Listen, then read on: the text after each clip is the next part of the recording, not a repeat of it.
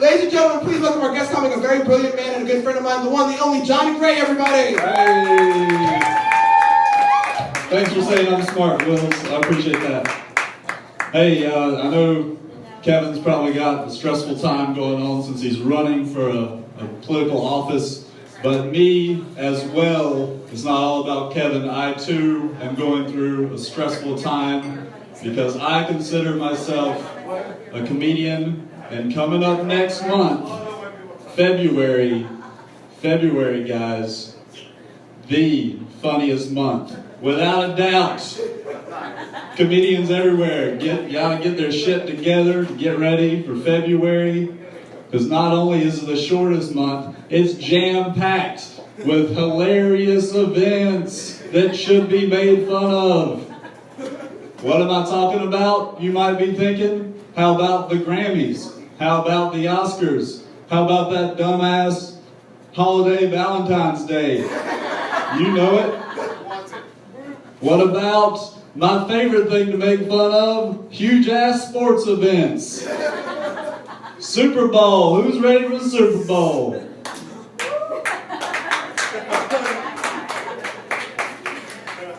Keep pounding. Keep on pounding. Guys, hate to admit it, but I don't care about sports. Watching them, don't care. I like playing them, but I'm not in the game, so I don't care. I don't even know anybody that's playing the game. That would change things if I knew somebody playing in the Super Bowl, but I don't. Care about sports movies though. Why? Because I get to learn about the people before they play the big game. Develop some love for them. If the Super Bowl had the drama and the character development of Air Bud Golden Receiver, then I'd be all about it. Closest thing we got on TV is the Puppy Bowl. And those little bitches don't have a shred of the athleticism as Air Bud. They can't hold the ball in their mouth. Air Bud can grab that ball, run all over the place, not get tackled.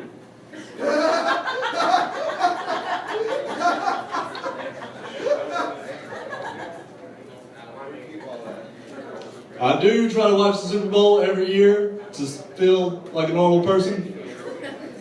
And it was super exciting. Last year, halftime show, you probably remember Katy Perry. Woo! That was a high performance. That performance was so good, made me wish the football to Katy Perry ratio was reversed. And the Super Bowl consisted of all Katy Perry and her sweet-ass songs and hot-ass dance moves and amazing, mind-blowing visual effects. And then, halfway through, they play football for a little bit.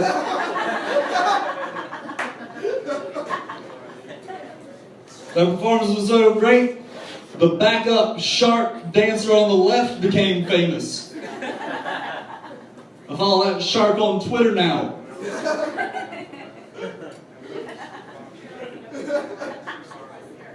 Some people watch the Super Bowl for the commercials, and I have learned a lot from watching those commercials, like how to prepare for a Super Bowl party. Step number 1, you gotta get Domino's Pizza and Totino's Pizza Rolls. That's number 1. Number 2, you better get Pepsi's and Budweiser's. Number 3, you gotta get Doritos. If you don't have Doritos, you're gonna look like a jackass in front of all your friends. And number 4, there's no commercial about this, but I think it goes without saying, you go to your fridge, you take out all your vegetables, all your fruits, and you throw that shit in the trash.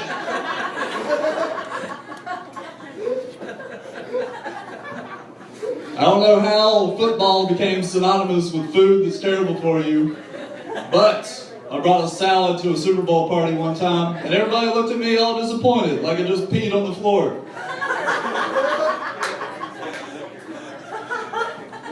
Should have crumpled some Doritos on that. That's where I fucked up.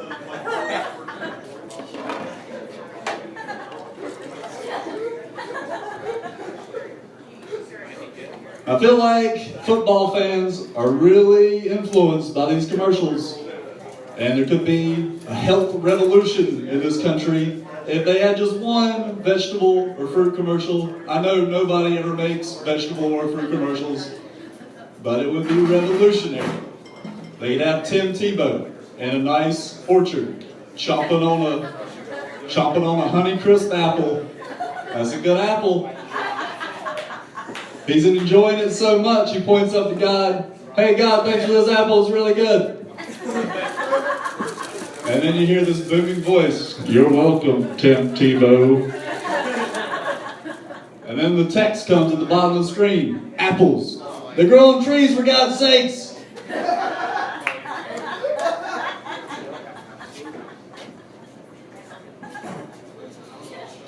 I'm going to say one more thing, and then I'm going to stop saying things.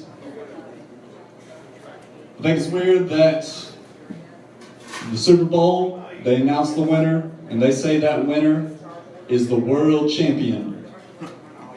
Even though no other country plays this crazy game, that's a little bit of a cop-out. Kind of reminds me of this game I used to play with an ex-girlfriend, where we'd get our butt cheeks together ever so slightly to where our buttholes are touching. Sounds weird, right? But it's pretty fun. Even though it's not even like sexually stimulating, it's just kind of a fun challenge to do with butts. And depending on the size of the butt, that's when it gets more difficult. Anyway, I looked it up on the internet. Turns out nobody else is doing this. So guess what? Butthole touching world champion right here. You're looking at him. Buttholes and buttholes. Imagine that sporting event. I'd watch it on TV. Anyway, that's it for me. Here's Wills Maxwell. Give it up.